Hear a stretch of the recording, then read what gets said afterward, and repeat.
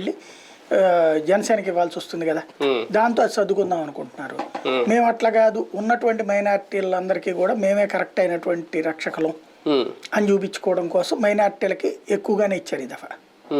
కానీ ఈ 10 మంది లిస్ట్ విడుదల చేసిన భారీ మార్పులు లేదంటే అక్కడ వాళ్ళని ఇక్కడ పెట్టడం మొత్తం సామాజిక సమీకరణాలు అంటే ప్రతి లిస్టులో ఇవి చాలా స్పష్టంగా కనిపిస్తున్నాయి. 175 వచ్చేసరికి కంప్లీట్ జగన్ మార్క్ ఉండాలనే, అలాగే బీసీలకు మేమే ప్రాధాన్యత ఇచ్చాం ఇంతవరకు ఎవరు ఇవ్వలేదని చెప్పుకోవడానికి ఇవన్నీ జగన్ అతి పెద్దదైనటువంటి తెగింపుతో కూడినటువంటి ప్రయోగం చేస్తున్నాడు.